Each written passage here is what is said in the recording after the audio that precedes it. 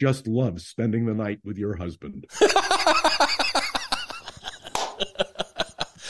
Oh goodness, John, how I miss those days, and how I long to hear Gene Burns deftly transition from a talk segment into an advertisement for a Mont Blanc pen without my even knowing that he's done so. May I tell you, until I left KGO, and it is up online, there is if you Google Gene Burns on YouTube, there is the reading of the Declaration of Independence in abbreviated form by Gene Burns. It brings tears to my eyes every time I hear it. And his birthday would have been on December 3rd. And so every December 3rd, I would go to visit him at his home after we were let go. And I must tell you, it is that kind of quality, whether it was a Gene Burns or a Ray Taliaferro or a Ron Owens or Pete Wilson or, Dwayne Garrett, the panoply of individuals who we had on KGO who represented a community. So if I could give a holiday gift to our listeners, it would be the restoration of a true talk radio station. And may I say, all I knew of Beowulf in those days was his being able to produce, but now I know that he is equally adept at leading a discussion. So Beowulf, we could have double billing. I would love to see it happen, John. I would love to see it happen. Here's it next year at KGO, as they say. Or somewhere. Certainly, Jerusalem, KGO, wherever it happens to be. But that's what I envision as well. Let's hope that it happens, and that there is a forum, a true interactive forum for people to vent, to interact, to learn from one another, to hear things that are a bit uncomfortable that they might not otherwise hear, and yet come together and hear that is a true human being, another person who has a voice and feelings, and who feels and bleeds and breathes. And that, for me, was so much of what KGO was. Can I tell you, one of the most interesting things is some of the old KGO people keep in touch, and I know Rob from Richmond is listening at this very moment. That's great. Rob was a big Trump supporter, still is a big Trump supporter. I remember him. And I had the most agreeable conversations with him, and he now sends me long, detailed emails about why I'm wrong and so forth. But you know something? You were so patient with Rob. It's done in the spirit of the fact that was what talk radio is all about. That's what I like to think I'm all about. I may disagree with you. I may take you on with all the strength and vigor that I can. But in the end, a civil conversation, which brings us back to Thanksgiving and the fact that one ought to, in one's own family, be able to have a vigorous discussion and do it with a civility. Indeed. We are all at the same table here. John Rothman, he is now the host, and please listen to him on Around the Political World with John Rothman. There will be many conversations to come. John, thank you so much for being with us today on Facebook. May I say to you and to everyone listening, have a wonderful Thanksgiving. And Beowulf, we are all very grateful to you. Thank you for including me in your podcast. It is really a privilege for me, and I'm grateful for your friendship. Thank you so much, and thank you so much for being my friend and for gracing Facepalm America with your presence, wisdom, knowledge, and friendship. All the best to you, sir. What a pleasure it is talking with John every Monday. We look forward to doing that again after the Thanksgiving weekend. And after this break, we're going to have a treat for you. I'm going to play something for you that John alluded to. But first, it happens to everyone. You know, it's happened to me. You've just been in a car accident. You're frightened. Your vehicle is damaged. You may be injured. So what do? You need help. Find someone who can give you the advice you need at accident.com. Accident.com has a network of personal injury lawyers through the U.S. that specialize in cases like yours. Here's how it works. You submit your case details. An attorney in the Accident.com network is notified, and they reach out immediately to discuss your case or schedule a free consultation. Getting paid by insurance companies is such a frustrating experience. Navigating the world of insurance is confusing. stressful. And to step backward in time, I'm looking at you, call centers. Yes, you. I've talked about the iniquities of the insurance industry time and time again on this show. And you know that insurance companies make more money if they pay you less. Accident.com is inspired by a simple and important mission. Ensure everyone in America gets fast and free access to legal advice and pursues the claims they're entitled to. In addition to auto accidents, Accident.com attorneys can help with workers' comp, slip and fall, personal injury, SSDI, and more. They've thoughtfully built a network of attorneys for every type of case that comes their way. So don't waste time. Go to accident.com/podcast, fill out their short form describing your case. It takes less than 3 minutes to fill out. And click Facepalm America when they ask, how did you hear about us? Go to accident.com/podcast and get the advice and the compensation you deserve. Remember, go to accident.com/podcast and let them know you heard about it on Facepalm America.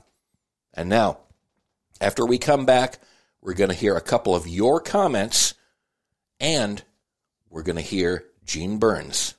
Yes, the aforementioned Gene Burns, legend of KGO and many other stations over the years. He passed away a few years back, but John alluded to him, and we're going to listen to him read the Declaration of Independence. This is Facepalm America. We shall return.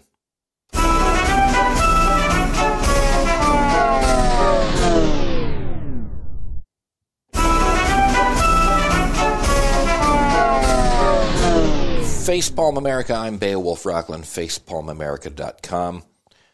I wanted to get to a couple of your comments. Yes, I'm actually going to do it here. I know I don't get to it enough. And again, you can contact us either by text or by calling us directly at 202-656-6271. This is from Victor in San Diego.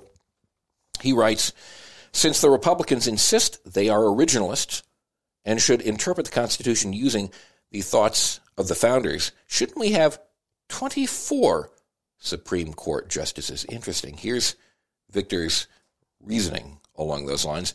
The original Supreme Court, with 6 members, corresponded to double the number of circuits at the time. 3 if my research is correct. We now have 12. Interesting. I hadn't been aware of that. But I certainly had been aware of the fact that the number of justices on the Supreme Court has changed over the course of the years. And I guess my response, Victor, would be the Republicans aren't originalists. They just want power by any means necessary. Any means necessary. And I think to come up with a more just system, it would be better if either we didn't have lifetime appointments for Supreme Court justices. That's not something that's in the Constitution. We can change it to be 18 or 20-year appointments if we so chose, if the Congress would pass that. And we could have more justices on the court. We would probably get better decisions because there would be a wider array of people making those decisions, and it would be more representative. And that's important. It should be. I had posted a piece about how ridiculously expensive rents are and how rent control is important. I'll get to that story in a couple of days. But somebody responded to it. It's certainly a theme that I've brought up many times on this show. The rent is too damn high. And I posted a story on Facebook, and Clark in the San Francisco Bay Area responded to it. He says, way too many people everywhere who actually make pretty decent money flat out can't afford to rent or to buy a house right now. It's becoming a catastrophe. It really is. It really is, Clark.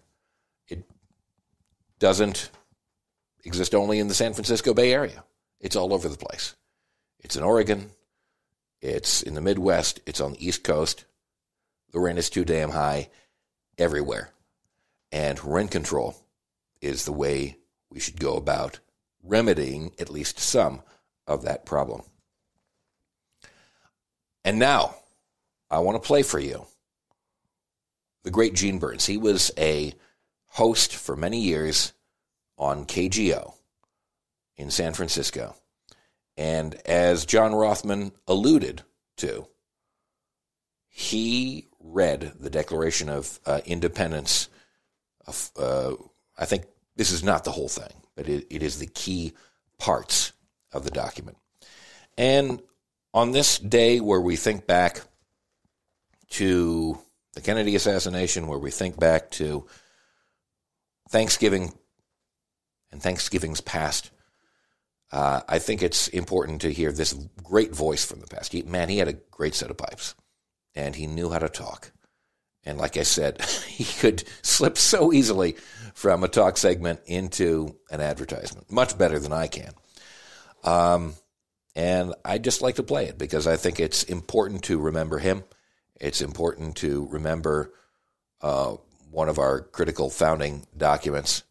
And so I will play his voice. Now, Gene Burns, great former KGO host, the late Gene Burns, reading the Declaration of Independence.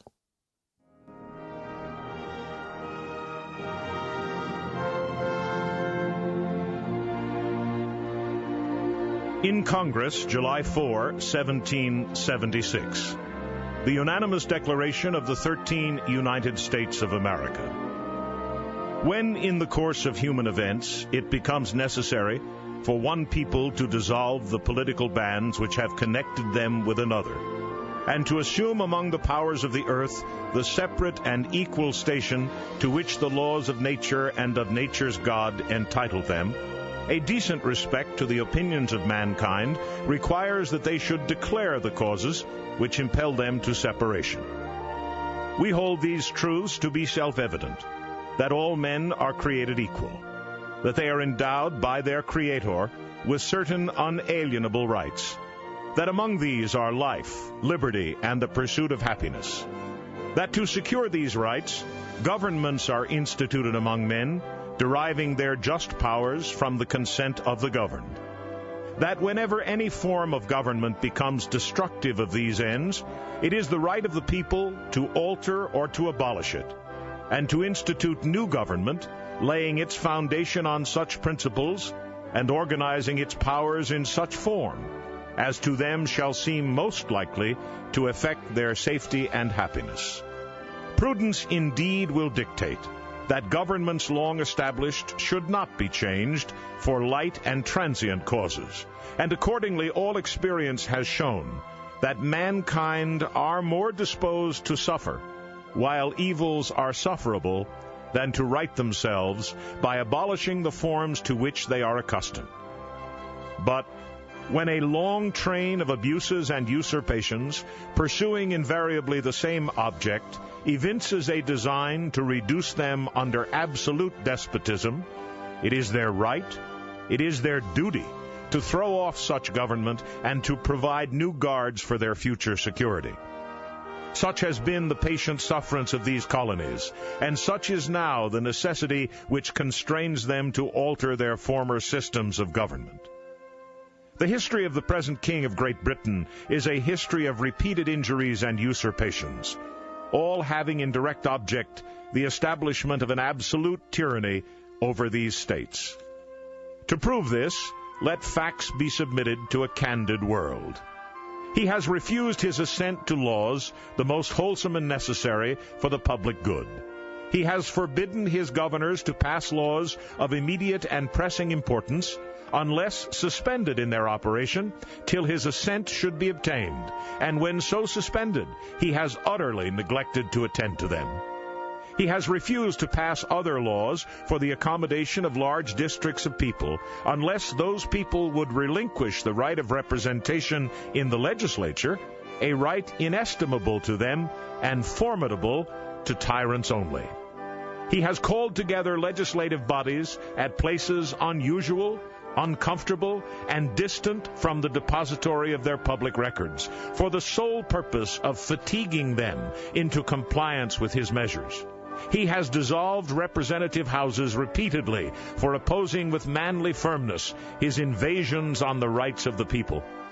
He has refused for a long time after such dissolutions to cause